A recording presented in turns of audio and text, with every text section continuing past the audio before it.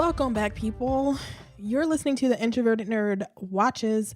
I am your host, Reese, and it's Throwback Thursday, so it's time for some more Saved by the Bell. And this week, I watched Season 4, Episode 17, S.A.Ts. I freaking... Do I love this episode? This episode is it's just like proof. Like proof positive. Like it's a whole episode that shows you why nobody should be friends with Jesse or Zach. Mostly Jesse, but I think it combines the worst of both of them.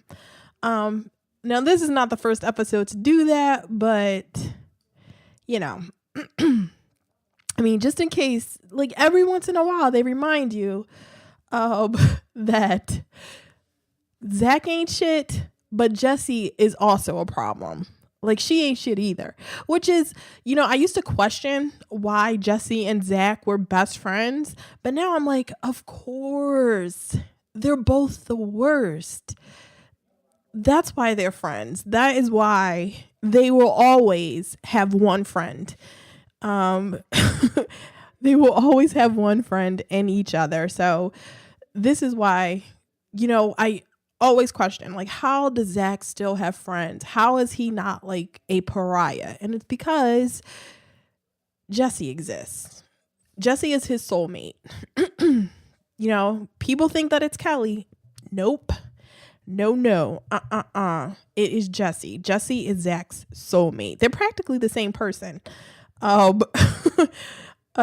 Yeah. So before we get into the S.A.Ts, let me just say that it is International Podcast Day as I'm recording this. Full disclosure, you can see behind the curtain. I'm recording this on a Sunday, International Podcast Day. So in honor of that, you should subscribe to the podcast on Apple Podcasts, Google Play, Stitcher, wherever you get your podcast. Subscribe on Apple Podcasts and Stitcher. You can leave me a review on Apple, a 5-star review. And I will be eternally grateful because, you know, I'm that kind of person. I will just be grateful. And you should follow me on the socials because I'm always good there. I always have a ton of vitriol and I'm not that bad. I'm not a vitriolic person. I'm not a keyboard warrior like some people are on Twitter, but whatever. I live tweet stuff and I make fun of everything. So follow me on Twitter. I'm at NerdTrovertPod. On Instagram, I'm at TheIntrovertedNerd. And like the Facebook page at facebook.com/TheIntrovertedNerd.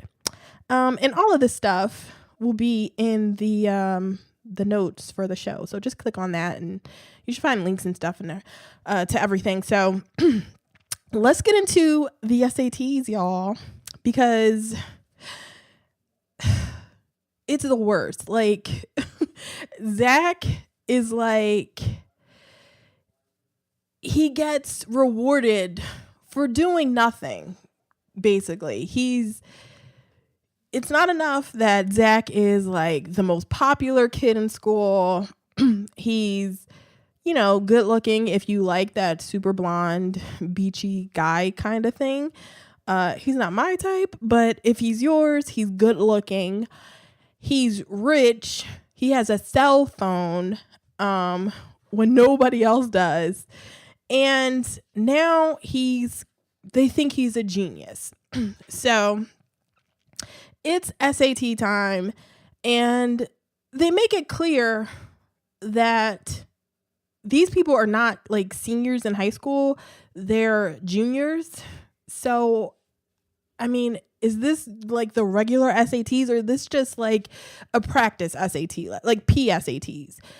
Because it's a Saturday morning, Mr. Belding and, you know, some generic S.A.T guy are in the gym with desks on a Saturday morning. The whole gang is there, and Mr. Belding comes in, and he's like on 11, and he's like, this is so important. This test, the S.A.Ts, and he on the blackboard they actually explain what S.A.T stands for, standardized something test.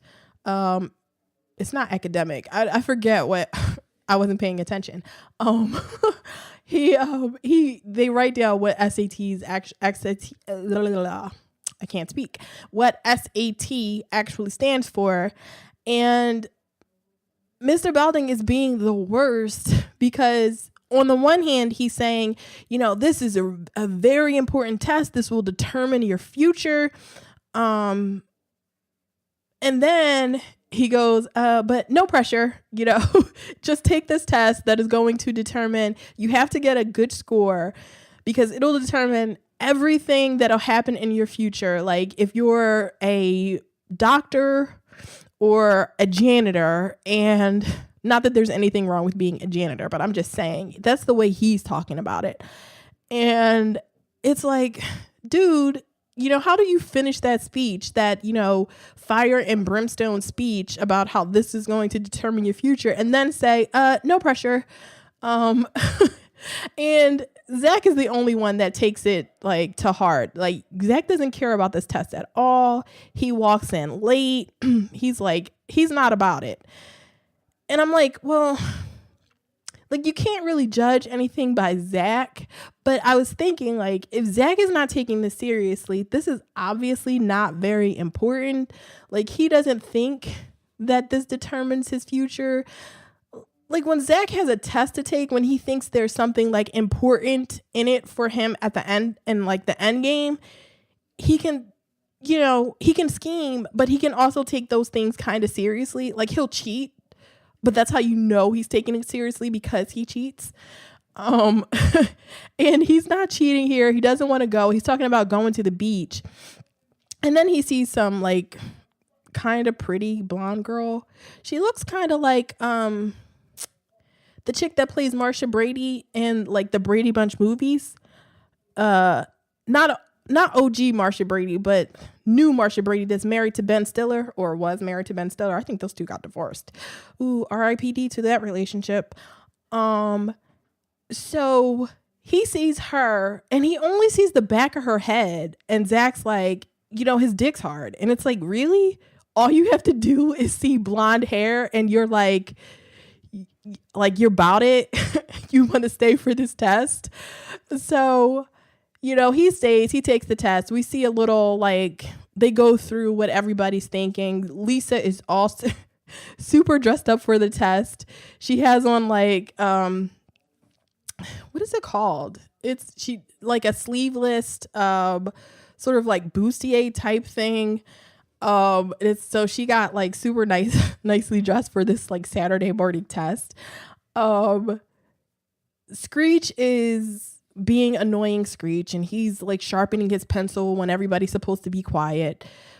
Jessie, of course, is like completely neurotic, and she's freaking out.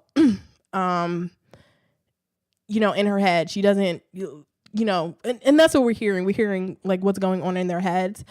Kelly is also another one that's kind of freaking out. She's like, she sees that Jessie is like on the third page or something like that. And she's like, oh shit, Jessie's on the third page. And it's like, well, Kelly, I mean, that Jessie is like kind of a smarty pants. So, stop looking over at her. You pay attention to your own test. And I don't know what they do for Slater. Slater probably has just like buzzing going on in his head or something, because he's a jock and they like to pretend that he's stupid or something. I don't think that's what happened, but I can't remember. So we go forward like several weeks, and they're all sitting in the Max, and they're all going to like read their scores together. And James is back. James, the British actor, who James is like, we have to talk about James for a second. I have to talk about James for a second, because James makes me sad, kind of, because he is like, I'm going to say mid 40s. Okay, I'm going to be kind and say early 40s. But James is early 40 years old. He's working in the Max as a waiter. No problem with being a waiter.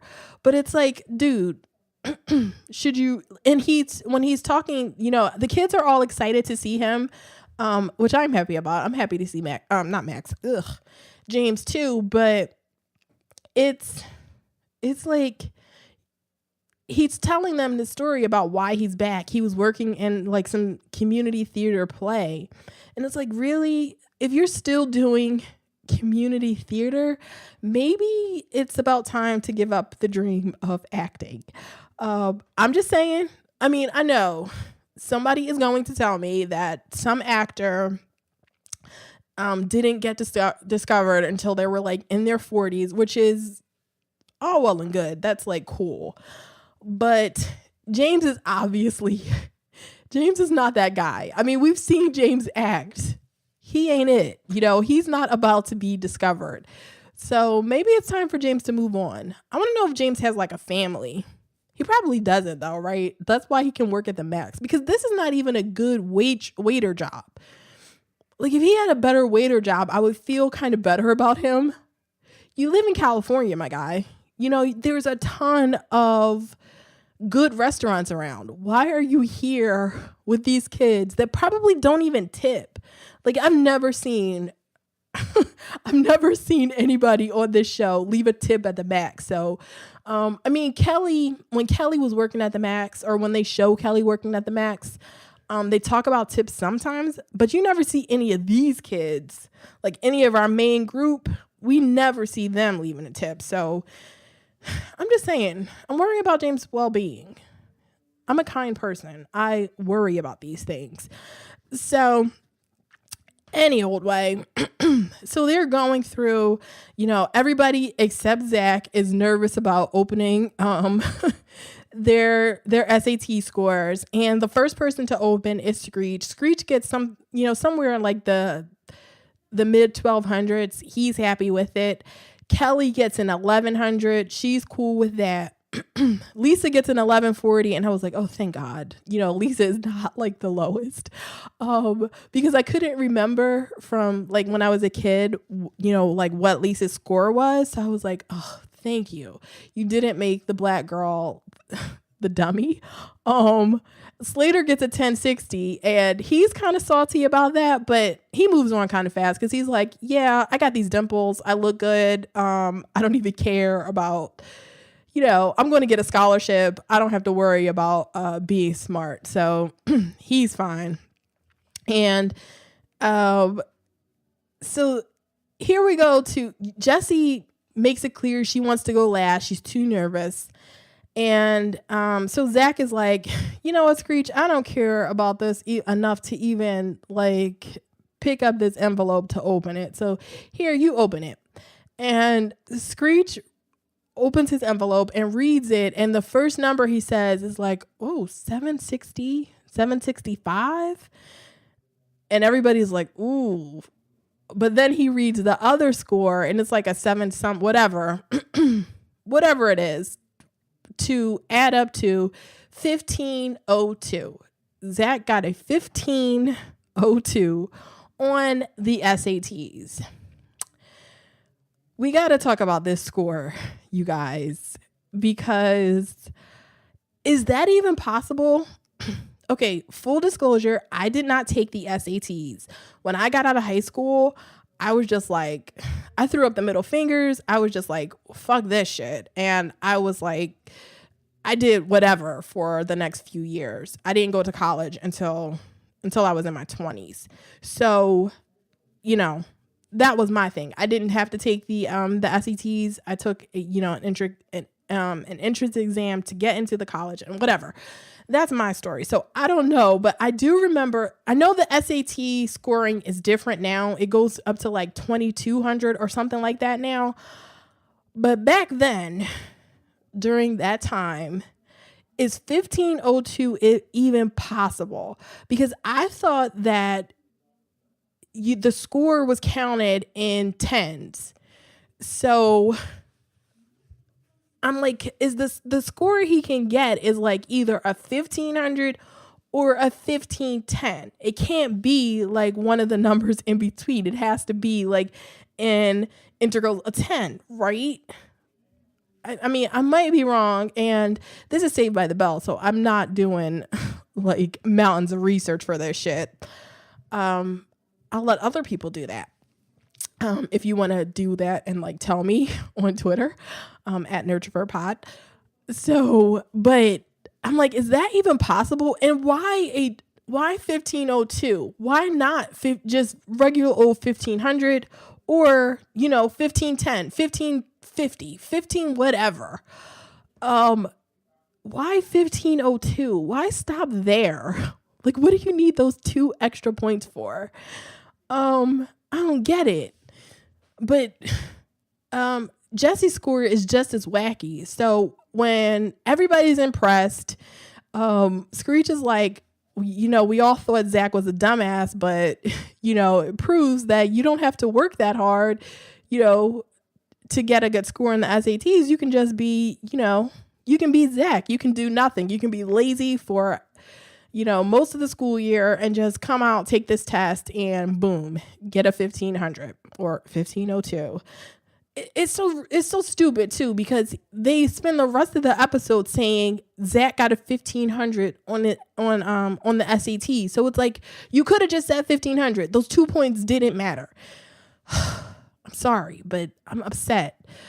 I'm going to calm down. This is not a big deal, but it just made me mad because everybody keeps saying Zach got a 1500 on his SATs, and whatever. I'm not going to cry. I'm just going to move past this because deep breath, move past it. So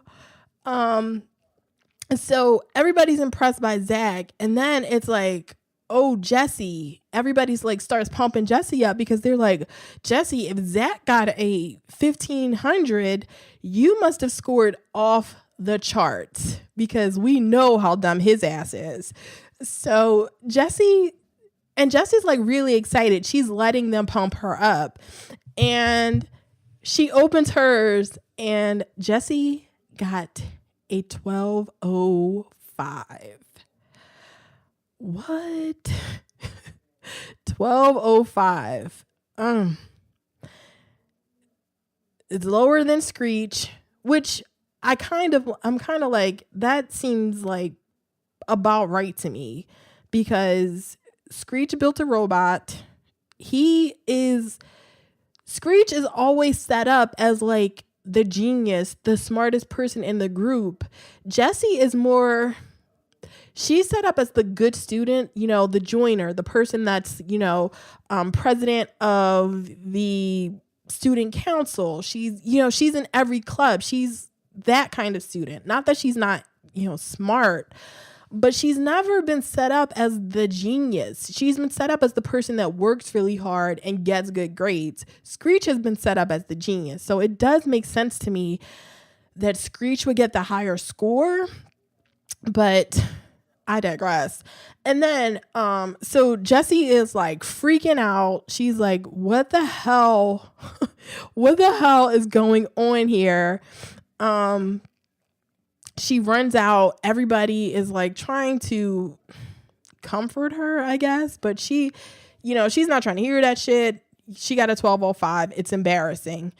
And, so we go to school the next day, and everybody knows that Zach got the highest score. Mr. Belding actually announces over during like morning announcements that Zach got the highest score in school.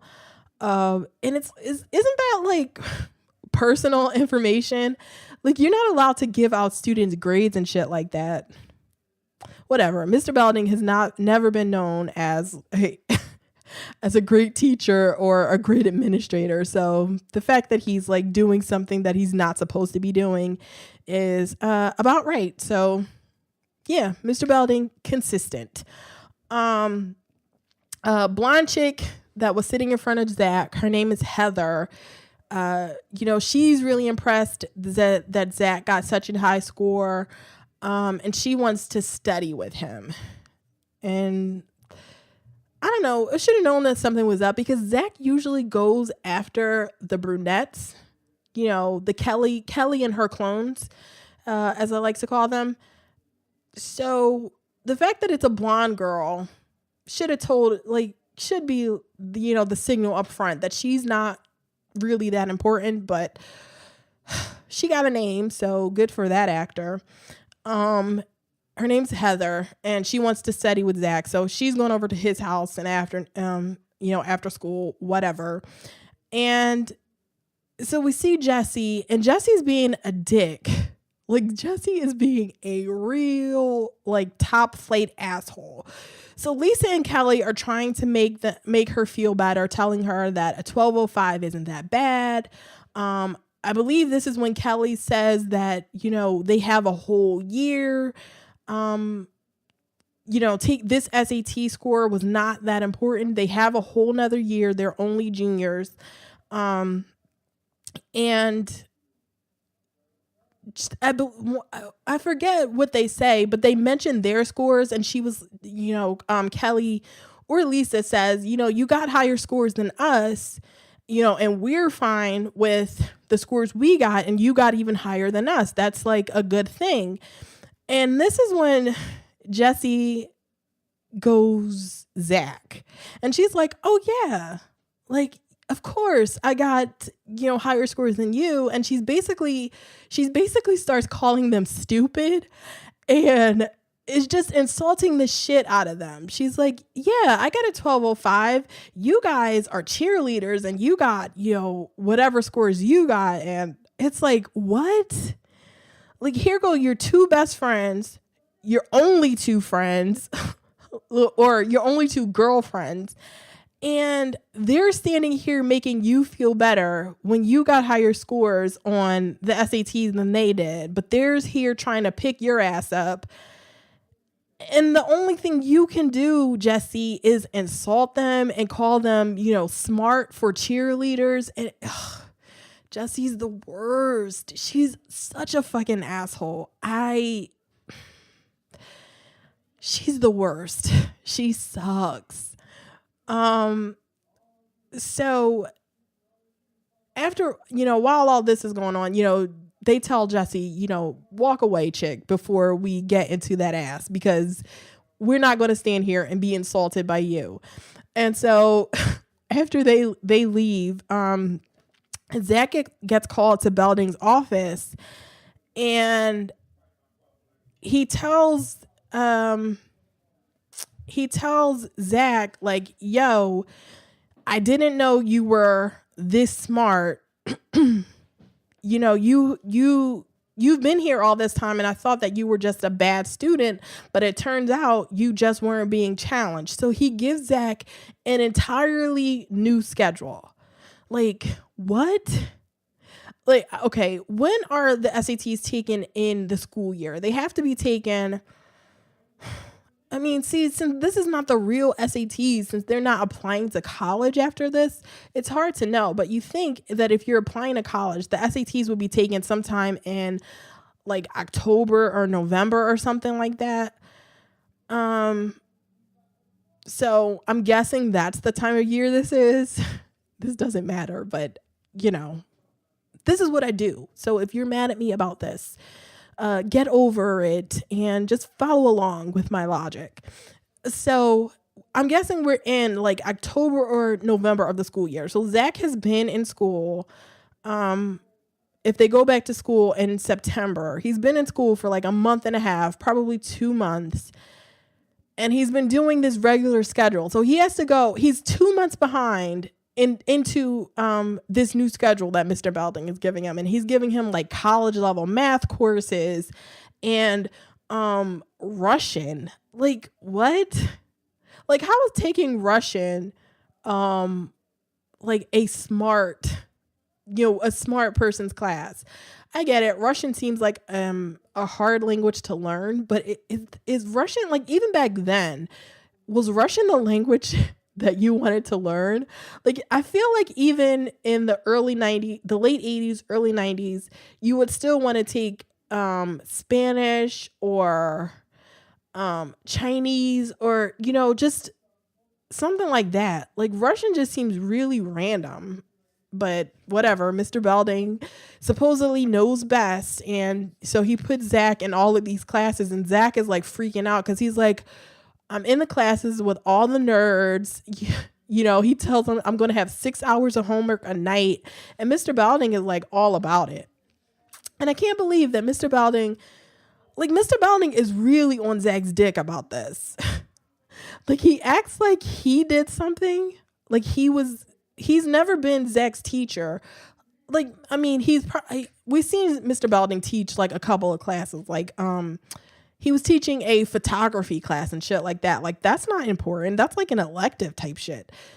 He wasn't teaching the important classes, the science, English, math, shit that you really need. No offense to all the photographers out there, but I'm just saying, photography is an elective. It is not one of your like main courses. So Mr. Belding has not been a part of the learning process for Zach. So he's walking around taking all the fucking credit. Like, he's acting like he and Zach are buddies. There's a college, like, what do they call it? I forget where they invite all of these colleges to the school so that, the kids can go around and get applications and everything. What is it called? The college forum, I forget what it's called. But whatever, you know what I'm talking about, right? And so they're doing that, and Zach goes in, and this is when we learn that Jesse, the only school Jesse has ever wanted to go to, is Stansbury. Now, Stansbury, it's supposed to be Stanford. I don't have any idea why they couldn't just say Stanford. This is a school in California. The show is all about California. I don't understand why they couldn't just say Stanford. Like, Stanbury is so stupid. And it's even stupider because they mention Harvard. So Harvard is a real school, and this like, Harvard University didn't mind being mentioned on Saved by the Bell, but Stanford is like, nah, fuck that shit. We want to be like, you can't mention the name of our school on your like dinky little TV show. Make up a new name, and they make up Stansbury. Oh, why not just pick another school? Pick USC, UCLA, Berkeley. The Elizabeth Berkeley is her name, but like, pick Berkeley. That's what you do. Like, come on. Whatever. So, the lady from Stansbury, her name is Helen. I don't know why. Why do I know that lady's name? Anyway, her name's Helen, and she's the recruiter. That's what it is. She's the recruiter from Stansbury. And there's a line for Stansbury, and Heather and Jesse and Zach are all in line, and Mr. Belding just like pushes them out of the way. Like, here, talk to Zach. Zach got the highest score in the SATs in this school, or like in the state or something like that.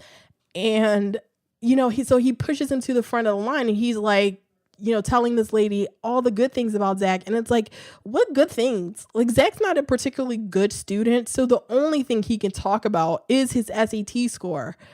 He doesn't get great grades. So, but the lady, when she hears his SAT score, she's like, oh, Zach, like, oh, this is amazing. Like, she's like, whatever. I'm sure there are other students in the state of California who have gotten an SAT score that's comparable to Zach, and also they have good grades. But everybody's super impressed by this 1502. And then Mr. Belding like notices Jesse. He's like, oh, you can, talk to Jessica Spano too. She's a good student, and, blah, blah, blah. But Zach is the real star here, right? And that's basically what he does. And then he walks away. And Helen, the Stansbury recruiter, is like, oh, Jesse, what grade did you get on the SATs? And Jesse has to tell her, like, 1205, but I'm, the captain of, the debate squad, and I'm the president of whatever. And Helen, this bitch Helen, who I'm like, on one hand, I'm kind of happy that she like put Jesse in her place. But on the other hand, I'm like, how are you an educator? How do you work for a college? Because what she does is when Jesse says she got a 1205, Helen is like, oh, a 1205. Really? Well, Jesse, there are other schools that would be perfectly happy to have a student like you who got a 1205 on her SATs. And she, basically, and she just ignores her to talk to Zach. And I'm like, really, Helen? Like, that's what you do? Like, to a student's face, you tell her, you got a 1205 on your SATs. We don't fuck with people that get 1205s. You're a good student, probably got straight A's in a ton of clubs, but no, you're not good enough. And it's like, do you really say that to a student's face? Like, Helen didn't even pretend that they were going to take Jesse seriously. She was just like, oh, like she was almost disgusted. Like, ew. Like her face of disgust when Jesse said she got a 1205 was like, how dare you, you dirty student with your stupid 1205 come over here to Stansbury and insult me by thinking that you're good enough to come to this fake school. And it's like, get the fuck out of here, Helen. Oh, it was just the disgust on her face was kind of funny though. And Jesse was being like an asshole through this entire episode. So I was like glad that she got she got taken down a notch. So the little things make me happy, you guys. So this completely crushes Jesse's world. And she's like, she just goes basically fuck everything. She quits all of the her extracurricular activities. She even gives back her hall pass. And it's like, do people get permanent hall passes? Was that like a thing? I don't remember there ever being like a permanent hall pass. I remember you had to ask the teacher every time you wanted to leave class for a hall pass, but there was no permanent hall pass. But I don't know, Bayside is a magical school, so but Jessie had one. She had a permanent hall pass, but she even gave that back. And she's just like, Mr. Belding, after he completely ignored her and has been like big upping Zach, is finally noticing that he has other students in this school and that he shouldn't just be like super focused on Zach, because you don't get anything. Like, the school doesn't get anything for Zach's 1502. There's nothing special. I don't even you wouldn't even would you even get a write-up in like a newspaper for something like that? Like, I feel like we only hear when students get perfect scores on the SATs. We don't hear about the random student that got like a really good score, like Zach's 1502.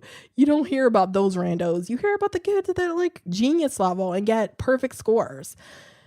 So, but that's also not Jessie. So she's got problems, and she basically did quit everything but school. Like, she's only coming to school because, like, where are Jessie's parents? Where's her mom? Is she with her, like, her new husband and the stepbrother? Because the fact that Jessie is spiraling this hard over an SAT score that that doesn't really matter, and that she can probably take again the next year, because that's when you're going to apply to colleges. Like, come on. Whatever. I get so worked up about this stuff. So, Jessie's like spiraling. Her friends are worried.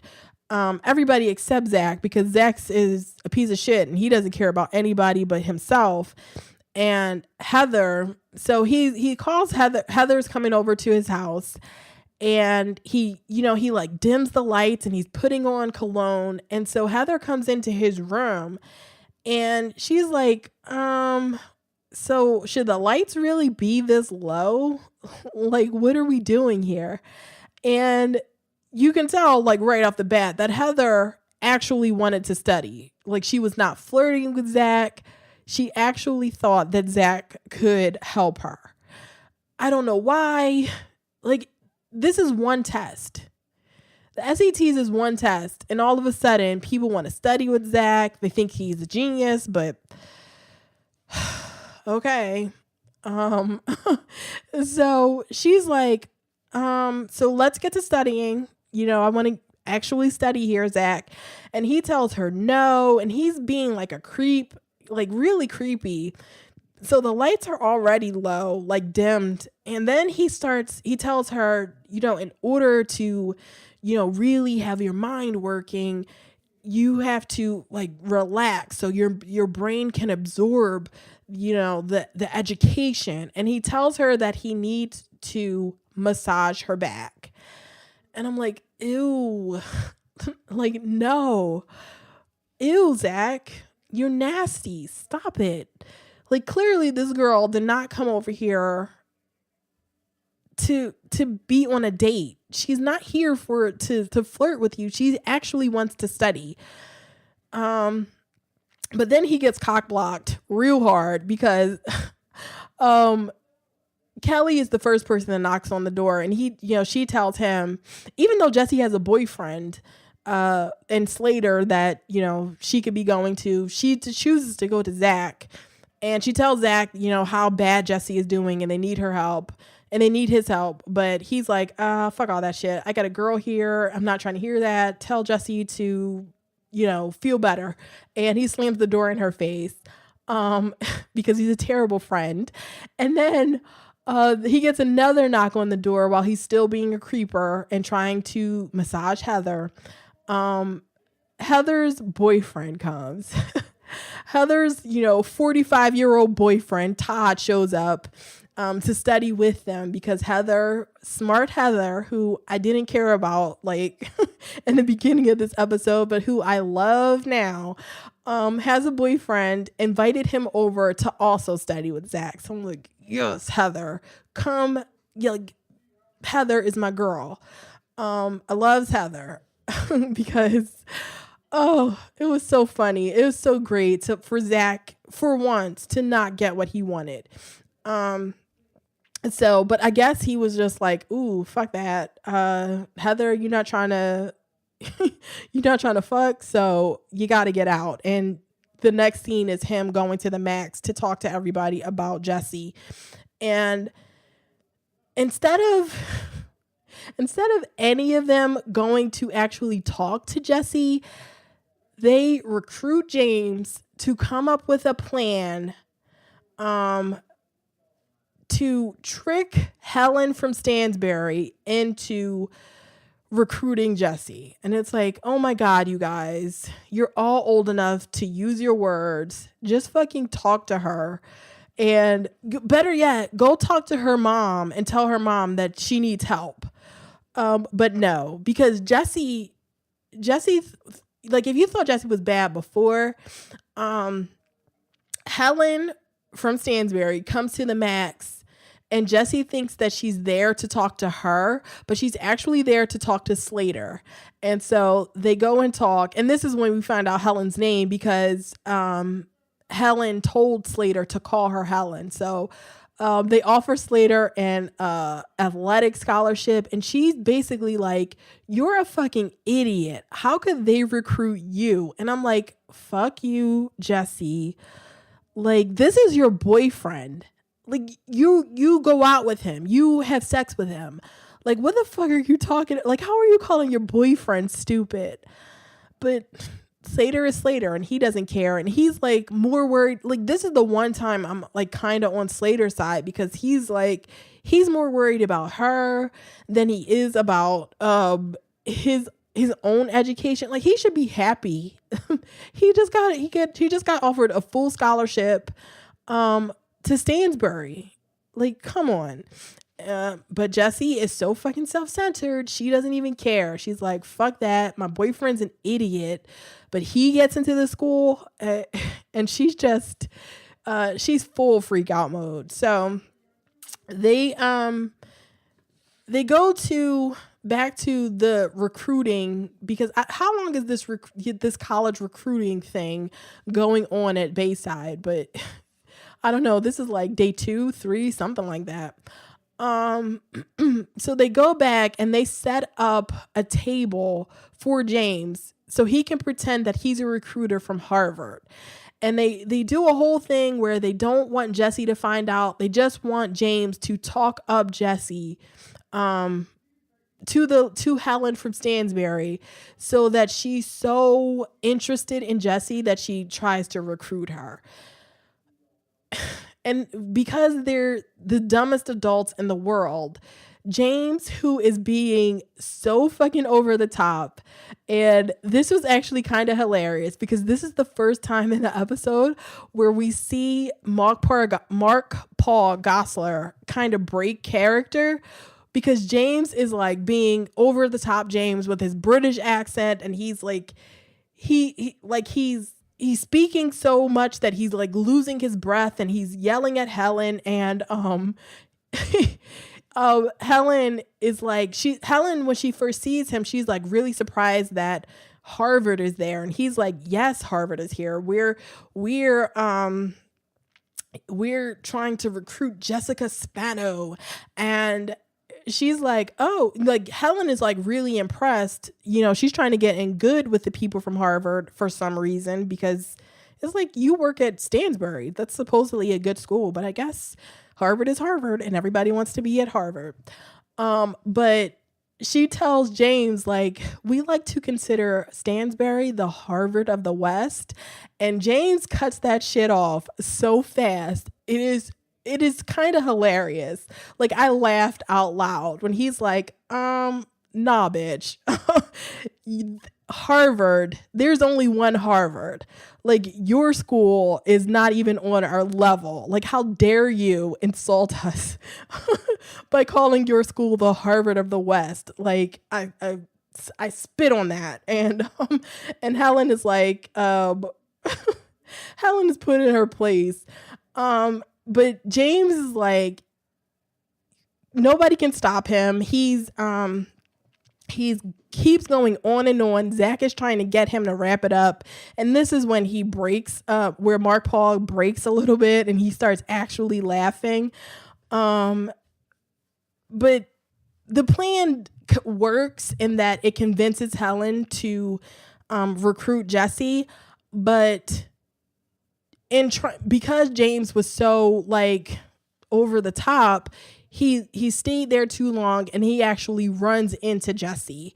And Jessie goes over to the Stansbury table, and Helen is trying to recruit her. And then she sort of, through what Helen says, she tries to she figures everything out, and she tells Helen, like, you know, if you didn't want me until you thought Harvard wanted me, then I don't want to be at your school. And it's like, Jessie, swallow that pride. You know you want to go to Stansbury. Just accept what the lady is giving you and take your ass to Stansbury.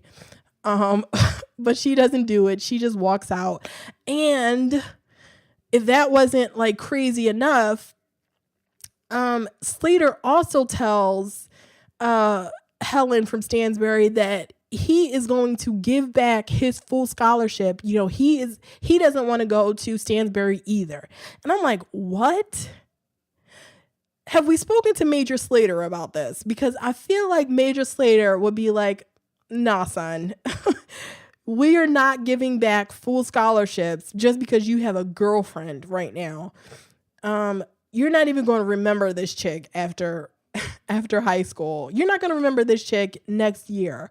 You're taking that scholarship. Forget about Jessie. Let her do whatever she wants. You're going to Stansbury, AC Slater, Albert Clifford. You're not going to be following this girl out here. So, but Slater walks out and give him back his full scholarship. And James's job is not done because Zach wants his old schedule back. So he takes, this is so ridiculous. And Mr. Belding is like an idiot. So he takes James to Mr. Belding's office, and he makes James pretend to be the chairman of the S.A.T board, and he tells Mr. Belding that his name is Stanley Allen Taylor, S.A.T, and he's the chairman of the S.A.T board, and he's been going around to all the schools where kids have scored higher than a 1500 on the SATs. And he's been making sure that, stupid administrators don't change their schedules, thinking that if they, pile up on their classes, that they're helping them. So he basically is like, you give Zach a break. You don't, pile up on his classes. His mind needs to rest. And Mr. Belding, I was like, Mr. Belding, you have met this man before. He has met James before. He met James when James was first pretending to be Zach's dad. Like, he knows James. And then all through this scene, James's fake beard is coming off. And this is the second time Mark Paul breaks, because James turns around to him and the beard completely falls off, and Mark Paul actually laughs. But Mr. Belding doesn't notice because he's too stupid. And he's like chastised enough that he gives Zach his old schedule back, and everything is fine. He doesn't notice that James's beard is hanging off his face. Like, it's a terrible beard, and Mr. Belding should have noticed this, but whatever. Everything works out for Zach because Zach is Zach, and of course everything works out. So he leaves. He goes out into the hallway. Jessie is standing outside of Mr. Belding's office, and she and Zach hug it out because she tells Zach, I know what you did, and they hug it out because they are both terrible, and they decide that they're best friends. So that's the end. Zach and Jessie suck, but they love each other, so everything is fine. And that's the end of the episode, you guys. Oh my God. James is back. That's probably the best thing. Like, over the top James, who made Mark Paul break 2 times in this episode. He is back for us. Now, I don't know if James ever comes back after this. Like, I can't remember off the top of my head. Hopefully he does come back. Hopefully Zach has another scheme where he needs James to pretend to be somebody else, because of course Mr. Belding is like phase blind, and he can't recognize a person that he's seen before. So he can bring James back like anytime to be whoever he wants, and Mr. Belding will never recognize him. So yeah. That is the end. And coming up next week, I believe, is the first Palm Springs episode. I might be lying, but I don't have it in front of me, but I believe it's the first Palm Springs episode. So that ought to be fun. And what's going on? I have the last episode of Fear the Walking Dead coming up for the podcast. If you've been listening to that, you know that I'm not coming back for the 5th season. I haven't enjoyed this season, so tune in for my farewell tour for Fear the Walking Dead. I'm reviewing this season of The Gifted. That show is everything, so listen to that. I believe those episodes are going to drop on Friday. Fear the Walking Dead comes out on Tuesday, and The Gifted comes out on Friday, but I'm not sure. I'm not exactly positive, but I believe it comes out on Friday. So be looking out for that. Make sure you subscribe to the podcast. And If you want to send me feedback about any of these shows, send it to TheIntrovertedNerd@gmail.com. If you want to listen to my back episodes, because I know some people have been having problems listening to all of the back episodes. So you can search for the show on Libsyn. All of the episodes are there, or you can go to TheIntrovertedNerd.com and you can listen to my whole back catalog there. Black Lightning and all of the full Saved by the Bell rewatch. So yeah, and all of this will be in the show notes. So click on that and you'll see everything. So until the next episode, everybody, bye.